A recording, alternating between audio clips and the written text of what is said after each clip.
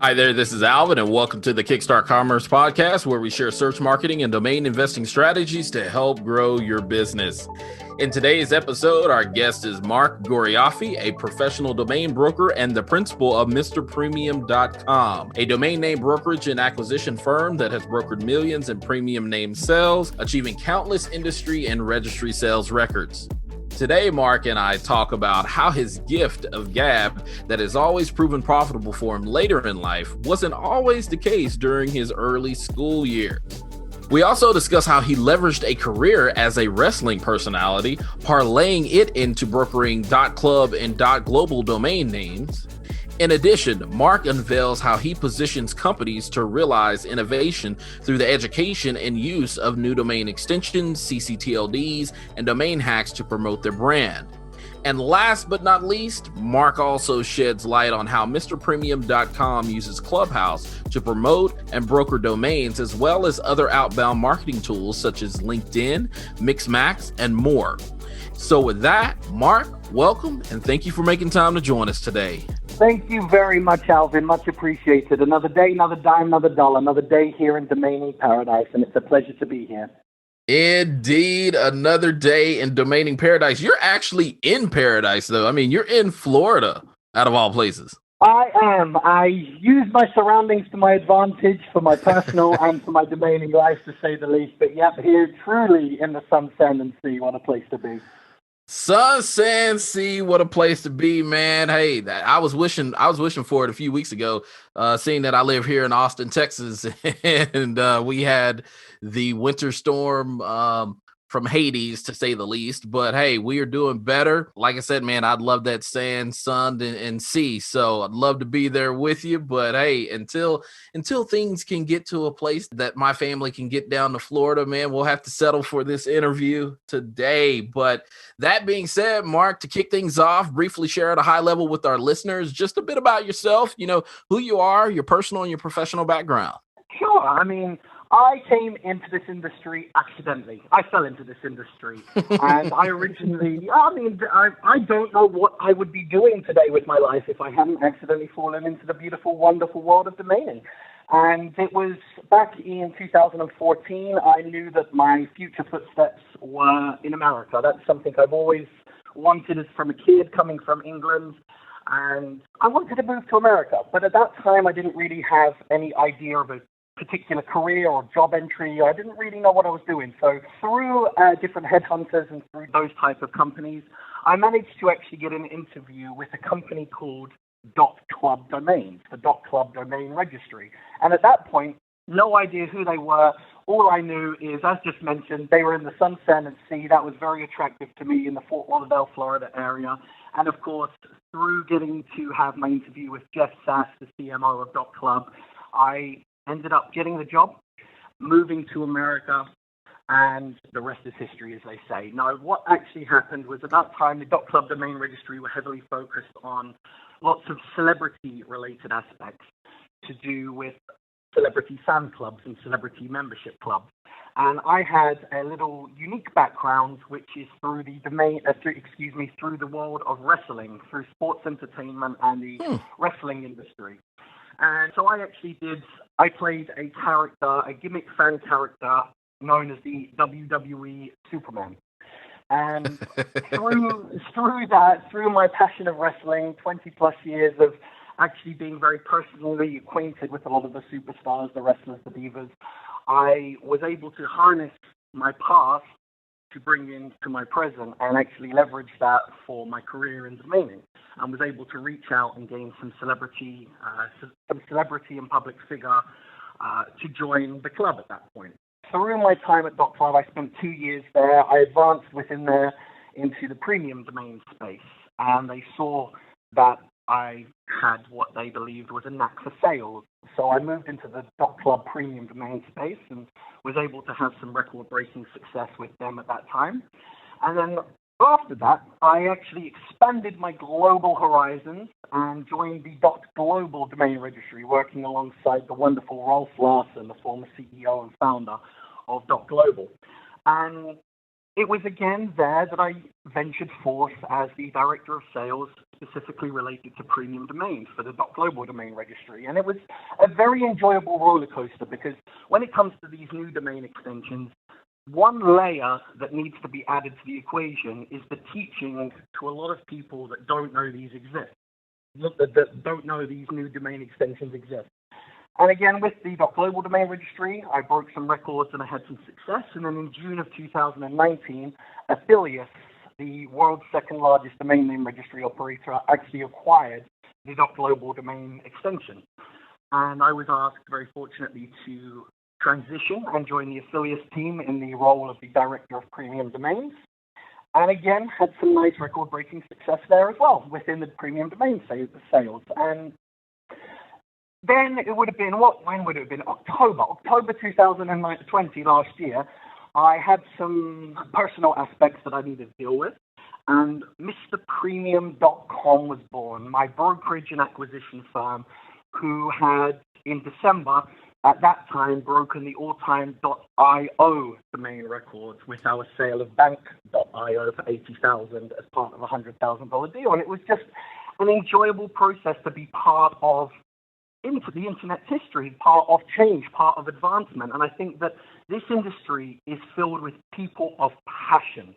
I always say, if you like domaining, you'll be gone in 6 months because everyone in this industry loves domaining. And that is something, as I said, I don't know what I would be doing otherwise because I have a passion and it is in my blood now. I love this industry with a passion.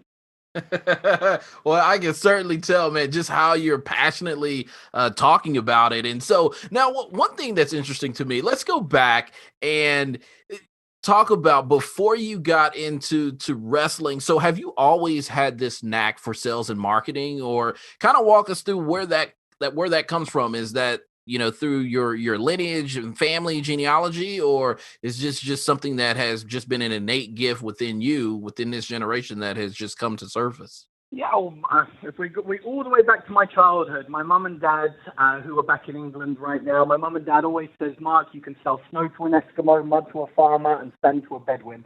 I feel that I've always had that selling ability, and as you can hear right now, I love to talk. And one thing, actually, going back to even my school days, my high school days, and even prior to my high school days, when you had those parent-teacher days, Mark was good, Mark is good, Mark is good. But one thing that always came up as a negative at that point, which was Mark talks too much. Mark distracts others through his talking in class. Mark continuously is talking. And I've managed to use that talking ability to my advantage now in my later years. I've now been able to use that in a career and use my talking abilities to make money for myself and to obviously make money for my clients and for any of the registries that I've worked for through the portal of selling. So yes, I feel that I was always had that within inside me, and I've been able to channel and harness it in the right direction to capitalize on that for myself and my career. Now, Mark, when did that happen? And now, obviously, you mentioned that, it was the parent-teacher conferences where it was coming up as a negative. And so, obviously, if that comes up so often, many times for people, that would either crush their spirit, cause them to actually turn against their gift, so to say. And so when did things actually turn for you that you saw what was deemed as a negative? How did you flip that into a positive? When did that happen? Well, I'm a big believer in what doesn't kill you makes you stronger. And I think with everything, my goodness, with everything that's gone on the past year with the pandemic, that literally is a literal statement. What doesn't kill you makes you stronger. And I think that even when I was 14, I had a major accident when I was 14 skiing, and I had to get helicoptered off the ski slope. I had a major surgery with my leg. This was in Italy at the time, in the Italian Alps. And I was the first person to put my name on the next. This was part of a school ski trip. This was part of a school skiing trip. And I was the first person to put my name on the next year's ski trip because I only managed to get 3 hours on the ski slope before I managed to.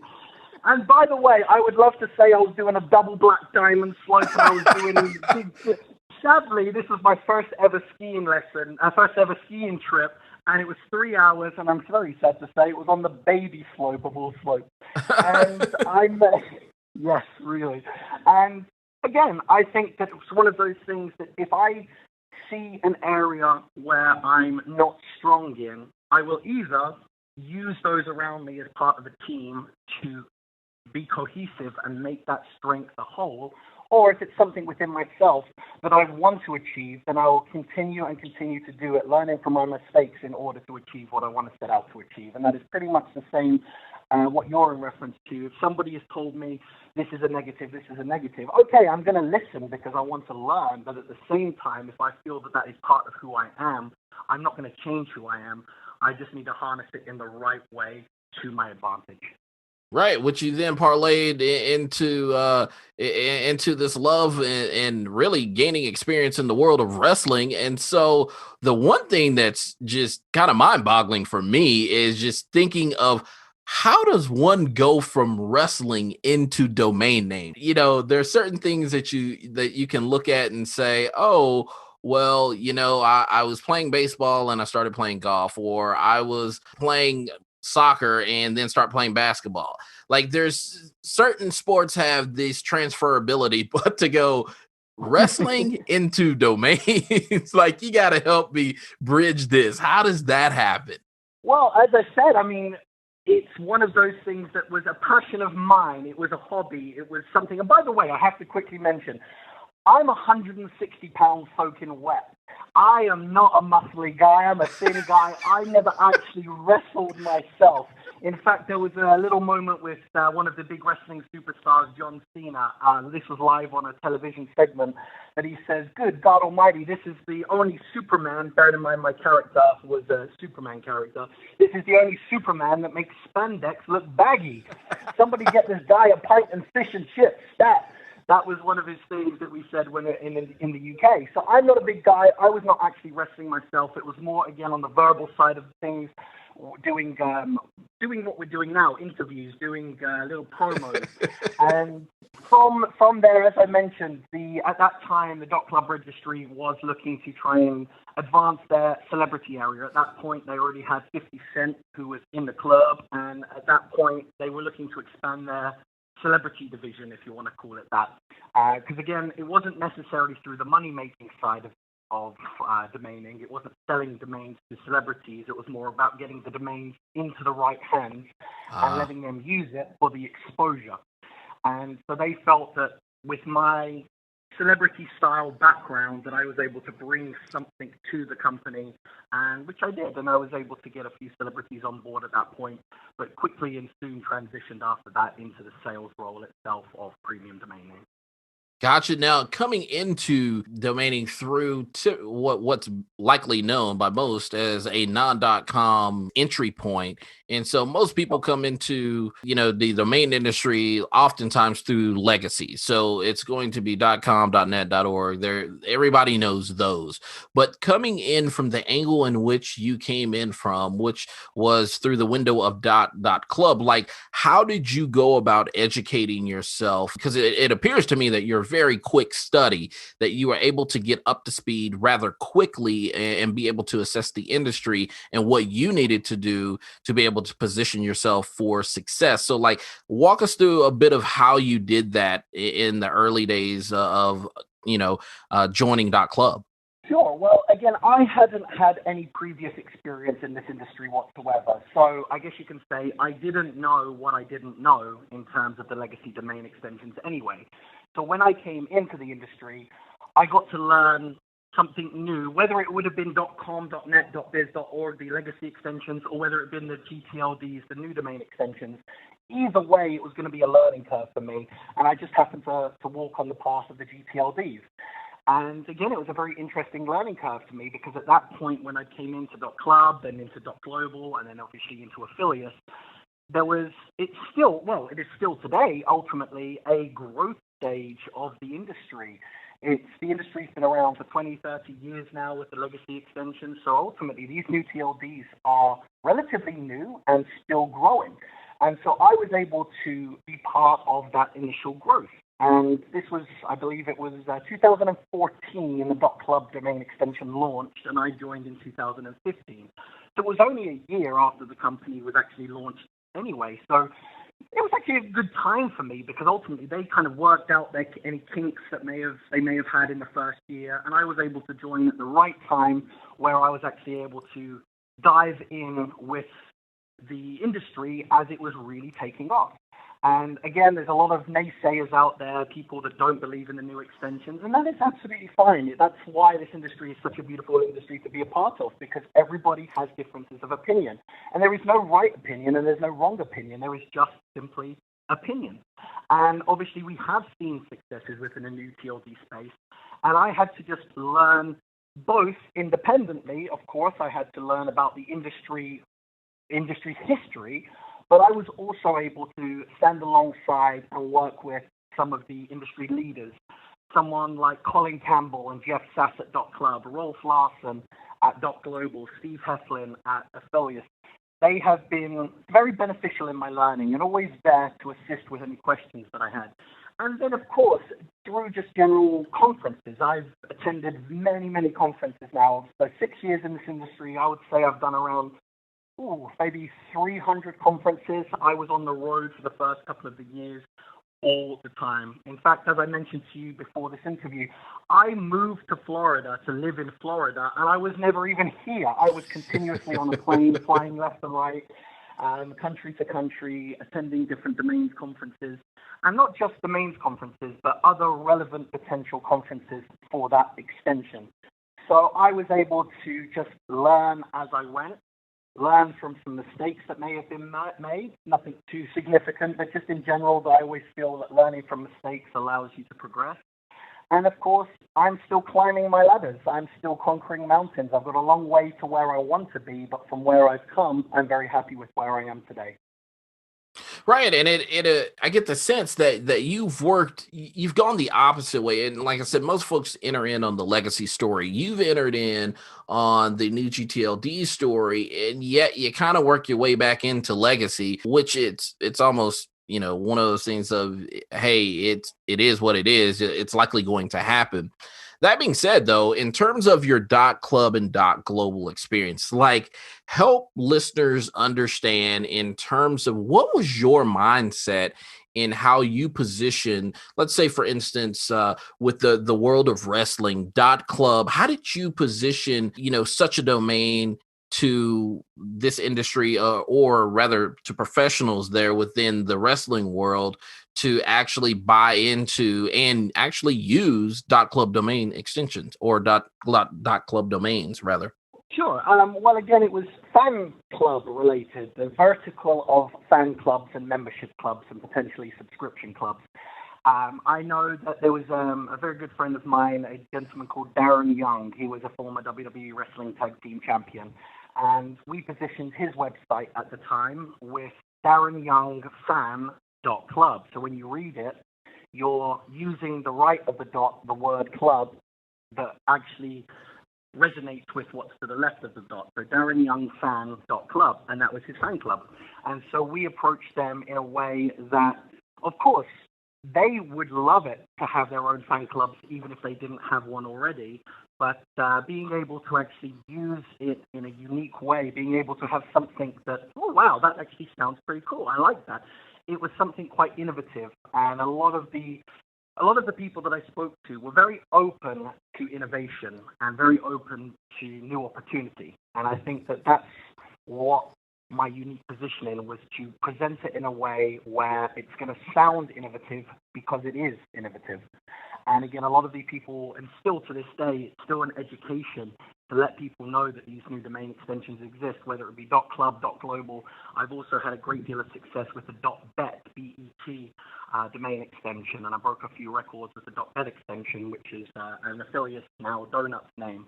And it was just a very interesting approach because, again, not only are you educating others, but each conversation is different.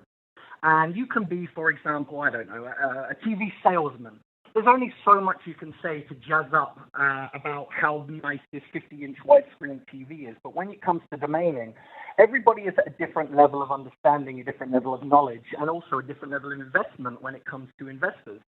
So every conversation is different, and I've never really had any two conversations the same, which is always keeps the motivation and your morale high. And I think that is something that you need when it comes to your job. And again, yes, this is a job. Domaining is a job. It's a full-time job, in my opinion. Some people do it as hobbies. Some people do it just on the side, and other people do it as a full-time career, which is where I fall into play. But ultimately, if you enjoy something you do, if you have a passion for something that you are trying to achieve, then you are going to succeed. And that is where I have found my forte in the world of domaining.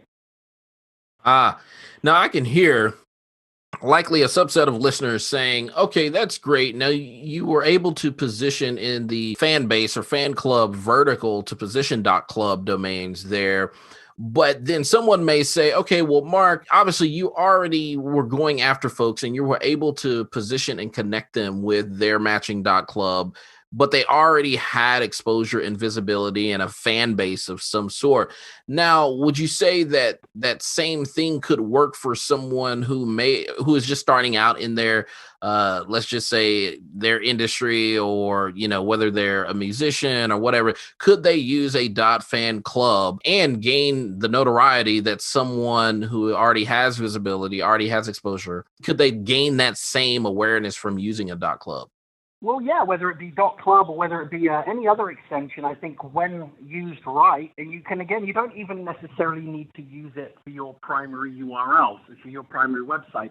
It can be just to create exposure to your LinkedIn page. It could be redirected to your Facebook page. It could be redirected. Now, obviously, we're seeing a lot of attraction with Clubhouse.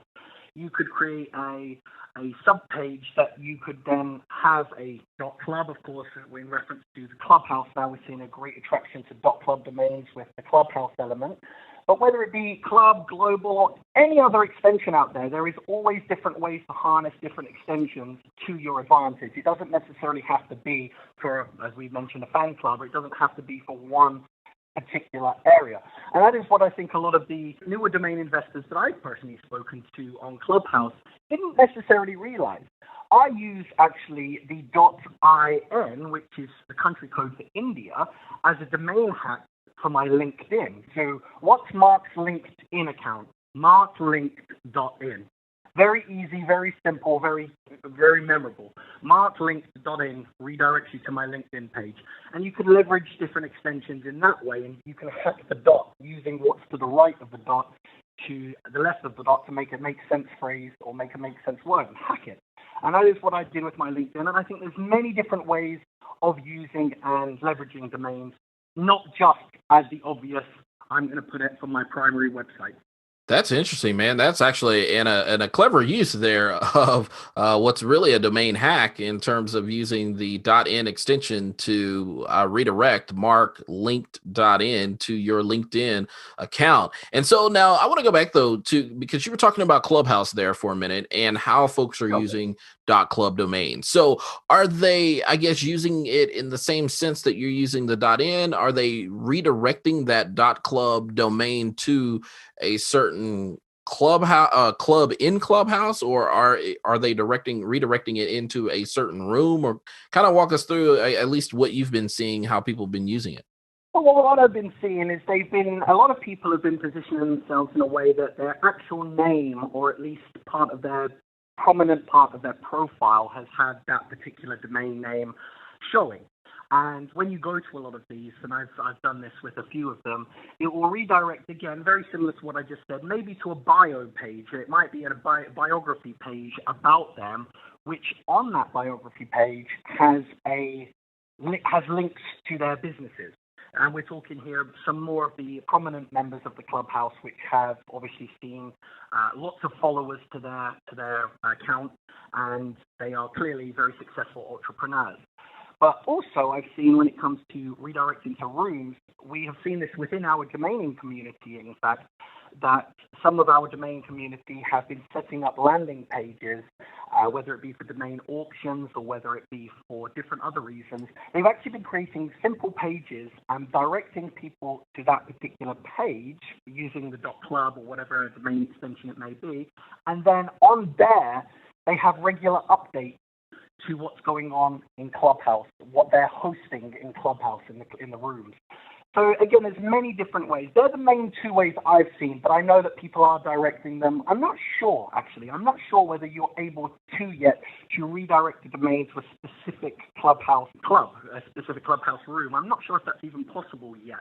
But I do know that people have been creating landing pages, but at least leveraging their brand within the Clubhouse community to create awareness on a greater scale. Now, speaking of Clubhouse, Mark, like, have you hosted any rooms, moderated any rooms? I think I did see a room that I think it was a premium domain name that you had listed in the room title. Yes, I mean, I'm somebody that always tries to be creative.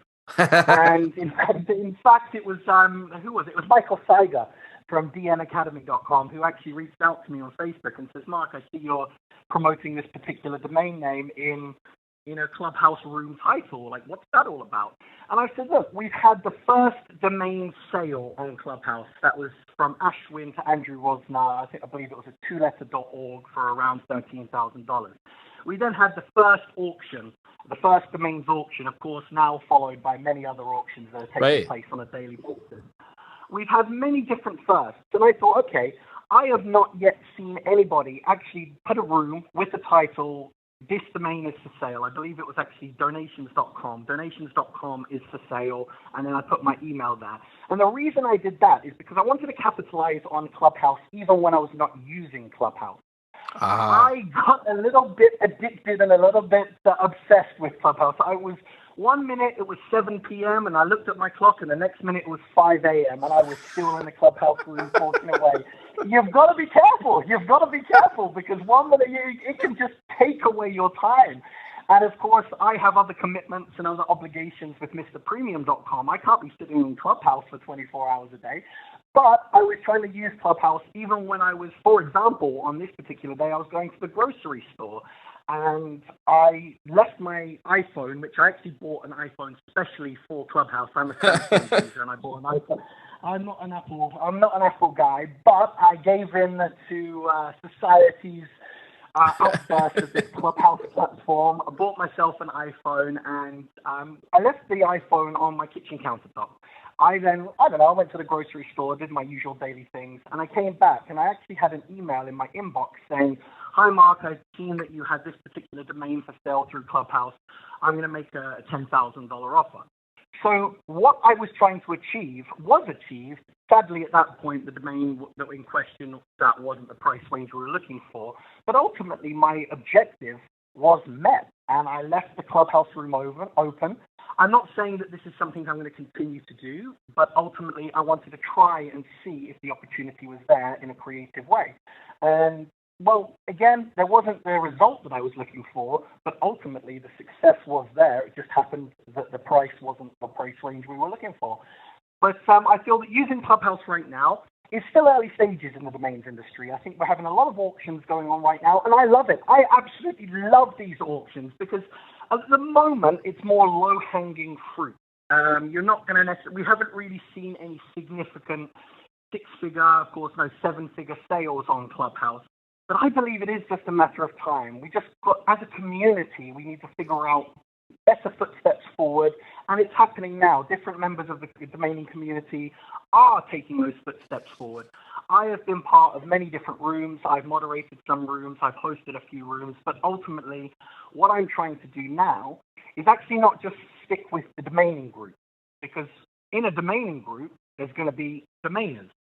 And if you're like trying to reach an end user, that's not the right group to be in. So I've started actually entering into different startup groups, startup clubs on Clubhouse, different entrepreneurial clubs. And I'm not looking to invade their territory and invade their conversation by doing a sales pitch. Absolutely not. But there's no harm in getting involved in the conversation, and when at appropriate time, you can happen to throw in a comment there that this particular domain is available. And as long as you've given some input and some relevant content, I don't see there being any harm to a little cheap pop to say that a particular domain is available.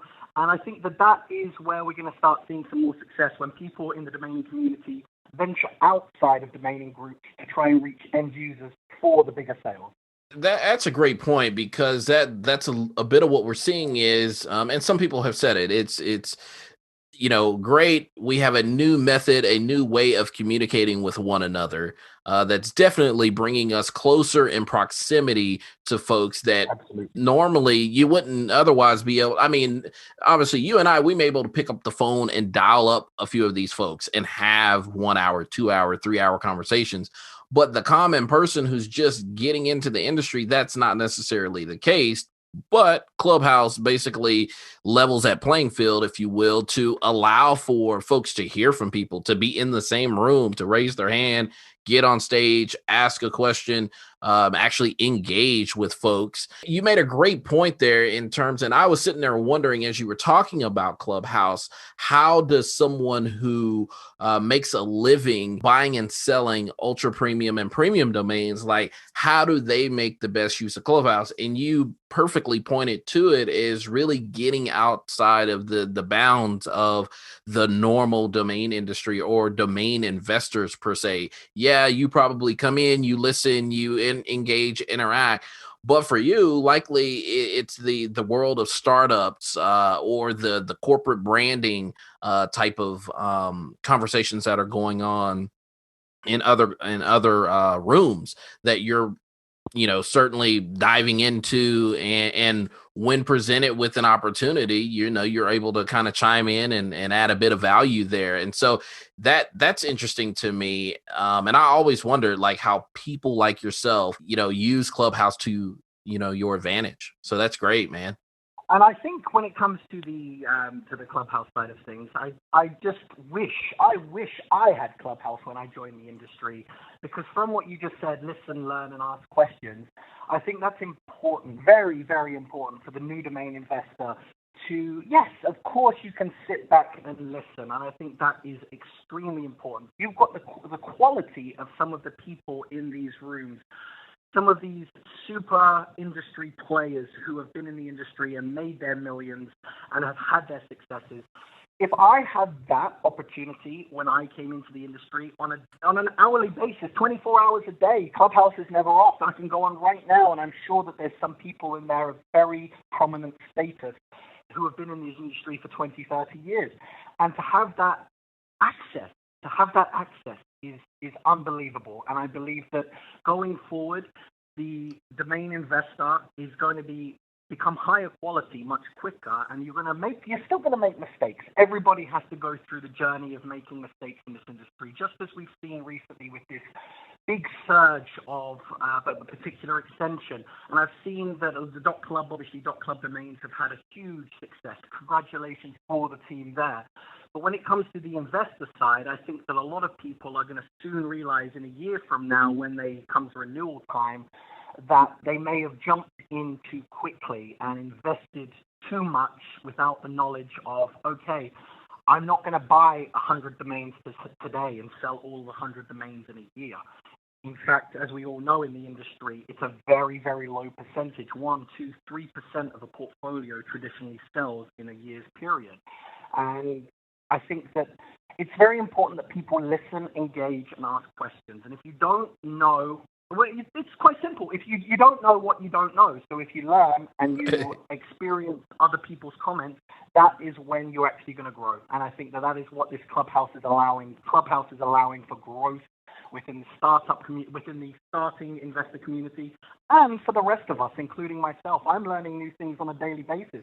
I'm learning about new tools that I can use that I've not known about, and it's a beautiful and wonderful thing.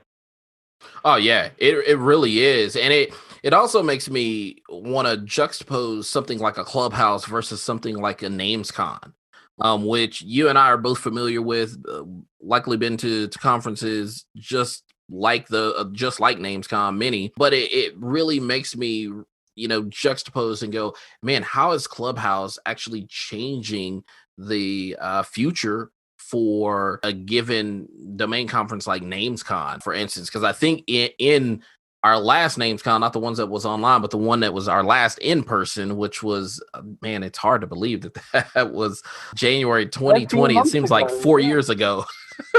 14 months ago now. 14 months ago. Unbelievable. Yeah. Unbelievable. Yeah. And so during your NamesCon session, though, I guess it was that session was entitled The Curious Case of .io and .org. Now, a domain sale came to light in that. And so, interesting enough, you had sold domain.io for $50,000. Like, obviously, you started with .club, .global. You got into a few other .com extensions, but then you certainly landed some sales, some sizable sales in .io. Like, how did you get over into that lane? Yes, I've had very fortunate success with .io. I've completed, MrPremium.com has completed around $450,000 worth of .io sales the past 8 months. Wow. And as I mentioned, in December, at that time, we actually broke the all-time .io extension record with our sale of Bank.io for $80,000, which has subsequently been broken in the last 3 months twice. Another sale of $88,000 and an incredible $175,000 sale. So the IO extension is on fire. And I feel that I managed to, again, it was an accident. I managed to accidentally fall in with this extension during my time at Affiliates. And Affiliates has a lot of Affiliates oversees some of the back end to the IO extension. And during my time with Affiliates, I was able to start doing some outreach for some of the reserved names that have been on a private list for many years, literally forgotten about, sitting there doing nothing. I actually started doing some outreach for those and gained some sales at that time. And then as time has gone on, I managed to continue doing outreach for the .io and gained some very prominent names. In fact, it's been called the world's most elite collection of .io domains for sale on one platform, which is at MrPremium.com. And yeah, we did the sale of domain.io, bank.io, domain.io for $50,000. Just last week, we sold Teach, T-E-A-C-H, Teach.io for $35,000. And it's been an enjoyable journey. I think the .io extension is now just going to continue to get stronger, bigger, and better within the industry, within the world. And I mean, .io, for those that may not necessarily be versed with it, IO is a country code extension for the British Indian Territory, British Indian Ocean Territory. But IO has been adopted greatly by the tech community and the gaming community, because for the connotation of IO being input, output, which has a lot of relevance to the tech world. And yes, I mean, obviously the last few years, there's been lots of investors out there doing very well with the .io extension, but I just believe I fell in with it at the right time when it was really starting to peak. I've managed to make some very nice sales, make some nice headlines, and ultimately have some very nice inventory going forward. And it's just an enjoyable extension to be, because again, the IO extension is not something that I even understood when I first sold one of the names. I had to learn myself. And during NamesCon, as you mentioned, I gave a talk at NamesCon about the IO extension. And just days prior, I was still having to do some primary research of my own to understand the IO extension, because I know it sells, I know it's popular, and I know that in the aftermarket, it is moving. But I still didn't necessarily understand why. So it is a very interesting learning curve. When I don't understand something, I need to understand it better for my own internal reasons. And that is where we are right now. IO seems to be shifting, moving, and increasing, and I'm loving being part of that. Yeah, I still don't know. Let me be honest. Like, I still don't know about .io, and it's one of those things that, prices have really skyrocketed in a way that it is really, really hard, at least for someone like me. And I've not done a lot of digging into .io, probably not as much as I probably should. But that being said, like it's hard for me to delineate, like, are we dealing with wholesale pricing or are we dealing with end user retail pricing? Like it is all over the place. And so there is a part of me that says wholesale prices have drastically risen, and that's okay because there are end user pricing that just keep going further north, and well into the six figure land, it looks like now. Obviously, we had the one sale, I believe, is $175,000 for Metaverse.io, and so it with all signs tend to at least to keep pointing north. And so I don't know. I mean, is that something that you know? Have you been able to really get a good grasp on where and how things are settling in terms of wholesale versus retail pricing? Well, as you mentioned, the wholesale price has drastically increased the last year or so, maybe a couple of years. And I think that's just because there's more traction to it. So these platforms like Park.io, where you're able to go and backorder your domains, I think places like that, at one point, prior to me even being involved in IOs, I've heard from other investors that you were getting some good one-word names, even as low as below the $1,000 range. Now those same type of caliber one-word.io names, you're looking into the low four figures, mid four figures, and in some even high four figures. And I think that, as you said, there is a balance though. Even though the wholesale price might be increasing, so is the end user sales. So is the sales on the aftermarket. And I have done a lot of my sales to end users. A lot of this $450,000 worth of .io sales, I would say about 3/4 of that have been for end user prospects. And I've also sold to investors. And I think that you've just got to be able to position yourself in a way where you know what you need to do in order to try to the best of your ability to sell these names. There's no point coming in and trying to buy a mid or high four-figure .io name if that is actually what really the end user value is going to be.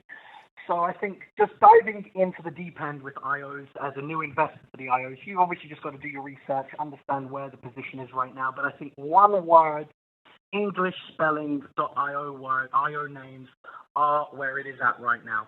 We have had the Metaverse.io, and I'm going to use that as an anomaly at this moment in time because what an incredible sale. Now, what an incredible sale that is. And I'm hoping that more one-word IOs are going to start reaching the six-figure level on a more regular basis. I do know that there is lots of mid to high five-figure movement right now, and I'm just looking forward to continuing on the IO path, footsteps forward and flying high to success with the IO extension. And again, this isn't just myself. This is aftermarket sales. If you read the reports each week or every bi-weekly in DN Journal, if you look on Name Bio, you're going to be seeing that there is a regular movement with the IO extension. And again, MrPremium.com is very excited because it is a journey that we're a part of, and we're very proud to be a part of.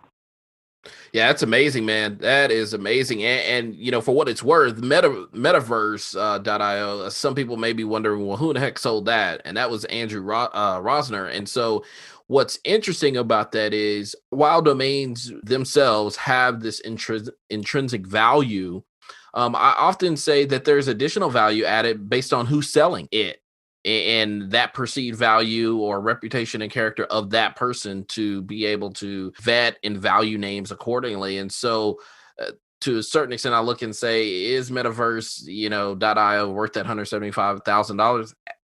Who knows? Time will tell in conjunction. And like you said, right now it's an anomaly. But who's to say that, Mark doesn't come along and top that at 200,000, 300,000 with another .io that then starts to level that playing field to say, okay, hey, this is no longer an anomaly because we have the industry top vets that are being able to look and say, no, actually, yeah, the values that we're seeing are actually well-balanced values in terms of things going further north into the higher six-figure range. Now, one thing that you mentioned, Mark, to me that kind of stuck out moments ago, you were talking about doing outreach for given domains. And so what does a given day or week look like for Mark when you're doing your outreach for MrPremium.com, your own, domain brokerage? Like, what does that look like? What does outreach look like? Well, I have never, ever had the luxury of inbound sales in this industry. All the millions in sales I've completed have been through outbound. I think if I'd started on the flip side and I'd started having inbound leads, like I'm sure, of course, GoDaddy and Sedo and a lot of these companies are going to have hundreds or thousands of inbounds each day or each week. I've never had that. So I've had to continuously hustle and figure out different footsteps to find my own path to successes. And again, I'm continuously changing that. There is no one successful path that I can say that has always been continuously there. It's about adapting, modifying your approach. But ultimately, I have been doing email outreach, phone calls, heavy social media, and of course, in general, word of mouth. With my email outreach, that is a very important part of the sales process. We actually use some sophisticated software that ultimately does email scraping. We get the email addresses for potential warm and hot leads. I never like to say cold leads because a cold lead for me is, have you had an accident? Did you need car insurance? I mean, that is not what we do. If there is an obvious, that's good, Mark.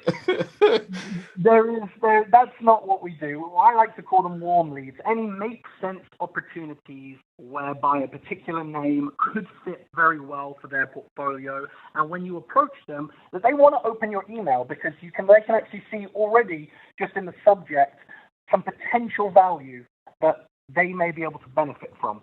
So at that point, we actually, and of course, you've always got to be careful with email scraping, which is something we do, but one of the manual labor, hard and boring parts of one of the manual labor, not very difficult, but quite boring parts of my job is to sift through literally thousands and thousands of email addresses to make sure that, of course, you pick out any ones that are obvious that you shouldn't really be contacting. Even though this data is out there in the public forum on their websites and in different places, you've always just got to be careful about, especially with GDPR and a lot of different legal aspects, who you're contacting and how you're approaching.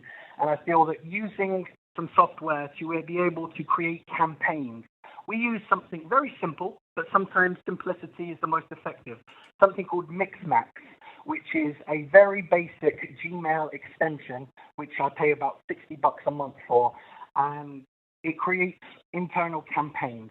I will send a batch of about 3,000 to 5,000 emails per week for a set of different domain names, and then that will actually create separate rules. So if somebody opens my email 5 times but hasn't replied, it'll automatically send a second email a week later, just updating them with some more information. If somebody clicks a particular link, I will be able to know what link they've clicked and actually adapt my next approach to them in a way that I now know they have more knowledge, so I'm able to talk about different things. But of course, what I like to then try and do is funnel down that very wide net approach into a more targeted approach and actually try and pick up the phone. I always feel creating a foundation of relationship with anyone you're talking to is very, very vital to not just the sale today or the potential sale today, but to a relationship that could blossom for the future. Because even if a sale doesn't happen on why you're approaching them today, that relationship could be very fruitful and beneficial for the future in many different ways, not even just for the selling process, but for connections, for networking, for everything else. And then, of course, we've got my social media that MrPremium.com does on an hourly basis. In 2020 alone, just 2020, and just in reference to LinkedIn, we completed around $400,000 worth of domain sales through LinkedIn promotions, marketing, and advertising. And that is not paid for advertising. That is quite literally just myself putting regular content out on a daily and hourly basis, trying to harness what I have around me. So I'm very fortunate to live in a beach location. And so a premium location for MrPremium.com is what I try and push and promote out there. Whether it be just a few days ago, I was swimming in the ocean. And there I have got my GoPro swimming under, doing a bit of snorkeling, and then I've got my GoPro, and then I do my, what I like to call my MrPremium.com spiel. And I say, another day, another dime, another dollar, another day in domain paradise. And I'm trying to create some unique content to put out there, but also have consistency. consistency with your branding, consistency with your messages. If you're going to create some graphic content, make that consistent. So when people see it or happen to pass by it, they automatically already know it's to do with you and your brand. So I think branding is very, very important, and not just continuously changing your messages. Have something consistent. And I think that ultimately, and then of course, word of mouth. Things like I'm doing right now here on this interview. Just when possible, and hopefully not too much, but when possible, mention what you do. Mention to people what you have. Right. There is no harm in some self-promotion, because ultimately you are trying to succeed, and your success is someone else's success, and someone else's is yours. And I think this industry is a very tight-knit niche community, and I think that sales, like you mentioned from Andrew Rosner at Media Options, I think a sale like that, his wonderful .io sale there, has now opened up new opportunities and paths for everybody in the industry within the .io space. So I believe that we really all are one big team. Yes, we might be lots of individual companies, individual people within the community, but ultimately we are a community. And speaking of, I was going to ask you about that video about you swimming. I saw it and I was like, my man Mark is out there swimming with the fishes in the best sentiment of that with his glasses on, man. And at first I was like, wait a minute, did he have his phone underwater? Was he testing it? What was going on? And then you came out of the water. I didn't have the volume on, but I saw it. I was like, my man Mark is out there really doing something different here in terms of swimming in the ocean and making a name for himself and the brand Mr. Premium, which brings me to, like, where did Mr. Premium come from? Like, how did you get your hands on that given name? And then how did you decide to brand your domain brokerage as MrPremium.com? Well, I have to say, and I'm not quoting Martin Luther King here, but I had a dream. I had a dream. I had a dream. And truthfully, I woke up one morning and I would love to know what I was dreaming about, because I can't remember. But all I did was immediately get on my phone and I went to check. I went to the URL itself. I think a lot of people, again, when you're trying to acquire a domain name, always just check if it's in use before you even go and look at the aftermarket. Check if it's in use, and it redirected to a domain's aftermarket. And I have to say, MrPremium.com paid a premium price before MrPremium.com, that's for sure. But at the same time, it was worth it. I had a vision of what I could see that I could do with it. I had this dream one night, went to check it, it was there, and I says, right, that's it, I'm having it. But one of the things that I like to always say is make sure your domain passes the radio test. So if you say the domain out loud and somebody then types it in, just from hearing it, not from visually seeing it, will they end up at the right place? Will they end up at your website where you want them to go? And of course, with Mr. Premium, there is two ways of spelling that, the short version, MR, as well as the full worded version, MISTER. So at the same time, I made sure that both were available before I acquired one of them.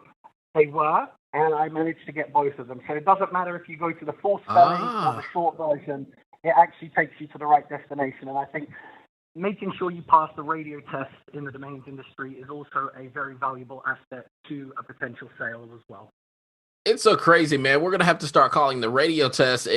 We were calling it, obviously it started with the radio test, but then obviously came the world of podcasts. And so it was like, okay, hey, make sure your domain passed the podcast or the radio/podcast test. Now it's like, oh, I apologize, Alvin. I'm here on your podcast. What am I thinking? The podcast test, the podcast test. But even we have to take it a step further now. It's like, make sure it passes the Clubhouse test. Or the Twitter Spaces test. It's like, shoot, man, make it. I'm almost at a point to go back to the beginning and go, make sure it passes the audio test. I think that's probably the safest. Honestly, why did it even move? That's probably the safest bet in all fairness. But no, I think that is something that a lot of people overlook. I did it myself. I've actually now started to try and ensure that if I'm brokering names on behalf of any clients, or whether it be any acquisitions that I've personally made, or even when I was at the registry, to try and make sure that we have a package to sell.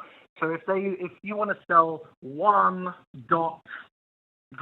for example, try and have the number one as well as ONE, just to try and ensure that you have all your traffic. I mean, I remember it was actually me and Jeff Sass from .club. We were at a conference in San Francisco, and I can't remember the name of it, but let's just say it was Mixer. I'm not going to say it was Mixer, but I just know that there was a story there that there was 3 companies in the room at the time, all with the same name, but all spelt differently, and not one of them was the actual .com name. So if you're going to hear any of those 3 companies in the room, they were going, go to this website, go to Mixer, go to Mixer, go to Mixer, go to Mixer. Guess what? The only place that's getting all the traffic is mixer.com. And that was something that I found very, very important. I've actually made some errors in my time that I've learned from to ensure that the main sales, if possible, you have the right sounding versions of it. What you also hear and what you also see can be very different. So make sure it passes the podcast test. Yeah, definitely. When you start, trying to spell things phonetically, man, and you go away from that spelling a long way away from it, it can start costing you dollars and cents, to say the least. Well, Mark, why do you want to give away traffic? Don't give away traffic when you're putting all your effort in to ensure that you do what you want to do and succeed. Don't give traffic to others through your hard work. Exactly. One thing I want to go back to that you mentioned in terms of your outreach. Now, you mentioned a tool, Mixmax. And so I'm assuming now that is spelled phonetically the way it sounds, Mixmatch, MIXMAX.com. Correct. Okay, now walk us through a little bit. I mean, you did kind of allude to the tool, but I guess now, is this a paid tool, free tool? Kind of what are we dealing with here? Yeah, I mean, it's a subscription, monthly subscription. I believe it starts at as low as $20, and it can go up to around $100 a month. But again, it is a very basic software, but it's worked. That's all I need. It's worked for me with what I've wanted to achieve up until this point. It's a email software that, on a basic level, it will track your opens, it will track your clicks. If you send an email and someone opens it 5 times, they will let you know that it's opened 5 times. It will give you automatic updates to let you know that someone's opened it. I believe it's actually 3 times. If someone's opened your email 3 times, they'll actually send you a notification to say that it's been opened 3 times. Maybe you would like to follow up with this person. It actually gives those hints, prompts, and tips. And I think that with the software, you can create campaigns. And what I like to try and do with my outreach is, if you send an email today and that person is having a bad day, or maybe that person is having an overload of emails, or many reasons they may not actually see that email today, even though they're the perfect target. They may even want the domain once they open your email, but if they haven't seen your email, they're not going to know it's available. So using Mixmax allows for a campaign to begin on today. You can filter and choose different rules. That's what it's called, rules, RULES, that will then, if someone opens your email 3 or 4 times, you can actually customize a new email that gets automatically sent. If somebody clicks something 3 or 4 times, you can send a different email that actually you customize because they've clicked there. It's very, it's a wide net approach, but you can filter and funnel to a more targeted way. And I feel that doing and being in people's minds, but not too much. You don't want to overload. I know that there are some companies out there that like to hit your inbox every day or every week. That is not what we do. This is over a 3-month period, maybe once or twice in the first month, and then one thereafter. Be insight in mind, because that particular day when they may have read your email, they just may not be in the mind frame to think about it. If you remind them a week later, 2 weeks later, a month later, they might be in the mind frame to now think and actually act, which will lead to a sale. That's awesome. And so this tool then, Mixmax, is really broker friendly as well as investor friendly in terms of affordability, as well as flexibility and just pricing. It seems like it can grow to be a pretty complex tool as well as just be a simple first step for most of those that are starting out. Yeah, I mean, again, I've used it for several years now. It depends on how many emails you want to send. I send around 3,000 to 5,000 emails per week, and it's definitely suitable for that amount of emails per week. When it comes to more than that, you may want to start looking into more advanced software, which I am actually now in the process because, quite honestly, I'm trying to reach around 10,000 emails being sent per week, and this does have its limitations, but ultimately it served me well for several years. I've done well over $1 million during the time that I've used this in terms of sales, so it's definitely proven successful when you understand it and use it in the right way. And again, your approach is everything. Your approach is everything. If you approach somebody in a very negative way, or if you approach somebody, and also your subject line, if you approach somebody with a bad subject line, I think that obviously it's not going to get open, so it doesn't matter how relevant the content is. If no one opens it because of your subject is irrelevant, then no one's going to read it. So I think that is something. I was just having a conversation. That's in my head right now because I was having a conversation about that with somebody this morning, a new investor, who actually sent me an email. And that was the funny thing was, I was genuinely interested in the domain that they have for sale because it's relevant to something I'm doing. And it was just going to be a small sale. I'm probably going to pick it up for a couple of $100. But I was intrigued by their subject, not because it was good, but because it was awful. And I mean, I'm not encouraging anyone to write an awful subject to get it open. Absolutely not. But I just couldn't believe that they wrote these particular words in a subject, and it made me want to click because I knew that it was a domain, and sure enough, they had it for sale. And I will admit, on this occasion, it has worked, but I do not encourage putting negative foul language in a subject. You must buy this S in domain today is not what I would suggest on a typical basis. And I have to say, Alvin, I am a big follower of your photo posts that you put up. Like, I know that you recently put up a billboard picture of domains in the wild. Yeah. I love that. I love a lot of your posts are also very unique content, Alvin, and it's always enjoyable to see your posts on LinkedIn and different social media channels. Well, I run across so many, and a lot of times it's hard to go sit and write an article, crank out an article. And so I basically said, you know what? I was going through my phone. I was cleaning out one day, and I was like, I'm just going to start posting these because I was running across some ones that were just horrendous. And it's like, OMG, there was a better option out there for you. But you chose to not only go with the domain, but you chose to build a site on it, and then you chose to put it on a billboard. And so it's like there's so many just miscues and missteps there that I was like, all right, hey, let's put this out there. And hopefully if the company does see it, then they'll kind of get free advice based on it. And I think I had one that was something like a mobile storage. It was like I remember that. It was like about 45 characters long. It was like 5 words. It was like mobile something something dash portable storage.com. And I was just like, when I saw it, literally, I just stopped. I was like, why would you go do this? And then someone actually pointed out, I believe it was Krista Taylor. She actually pointed out that the first 3 words were actually available for hand read. And I was like, you gotta be kidding me. You got to be kidding me. So my hope is that companies will see it. The good company, the ones that have good names, obviously, I hope it'll be a hat tip to them, head nod to them.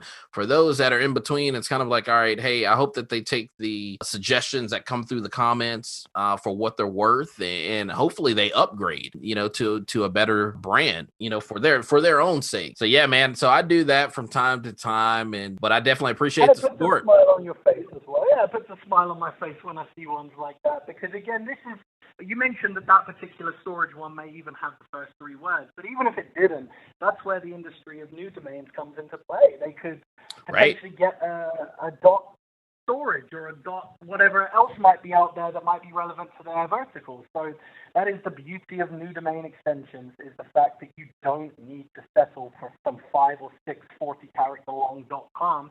You can settle now for something short, meaningful, memorable, and creative. Definitely. Well, Mark, man, wrapping up, hey, man, what would be your advice to someone starting their journey in domain investing or specifically domain brokering? Like, where should they start? Well, first of all, when it comes to domain investing, as we've mentioned on this podcast, leverage Clubhouse right now. I think Clubhouse is a beautiful learning tool for the new domain investor, that you're able to pick up knowledge that just has only really been there on a limited capacity at conferences. Now you've got access 24 hours a day. So join Clubhouse and go into some of the domaining rooms, sit back, listen, ask questions, and learn. I think that is a very valuable tool at this moment in time, given the shift in the Clubhouse direction. When it comes to domain brokerage, reputation and trust, honesty, and foundation of relationship, I feel, are key factors in any domain brokerage going forward. Hopefully you've got some sales behind you in order to present them, in order to show success. MrPremium.com has had some successes over the years, very heavily within the ccTLD space and the .io space, and we're now brokering some very big .com ultra premium names. But ultimately, if you are able to use any past sales and leverage that in a way that you can have success going forward, use what you've got is what I'm trying to say. Use what you've got, and use what you've got in a relevant and consistent manner that brings attention in a positive way to your brand. That is awesome. And so last but not least, I mean, obviously their listeners, they've journeyed with us during this podcast. And so there may be folks that want to get in contact with you about some of the names that maybe you have listed on MrPremium.com. And so if they need to get in contact with you or they have additional questions, like how do they get in contact with you? Well, I would just simply say at this point, for easy memory, please feel free to visit MrPremium.com. All of the contact information is there, email address, LinkedIn, any of the relevant information is there. And as I always like to say, another day, another dime, another dollar, another day in domaining paradise. This is Mark Ghoriafi, the founder of MrPremium.com, coming to you from the sunshine and sea. What a place to be, the land of opportunity. And on top of that, your wife knows it. Yes. Your wife. So when you said it, literally, my mind went back to your wife on video, or rather a video recording of you with your wife in the background on video, being able to say it word for word.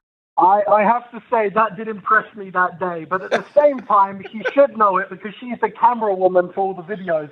She's heard it about 50 or 60 times. If she didn't know it by now, I would be surprised. But it has been nice to hear that some other industry gentlemen and ladies have been quoting it behind the scenes themselves. So it is enjoyable. Again, repetition and consistency. I think that's key here. So another day, another dime, another dollar. And thank you so very much, Alvin, for having me on this podcast. It's been an absolute pleasure. And I look forward to seeing you in the near future.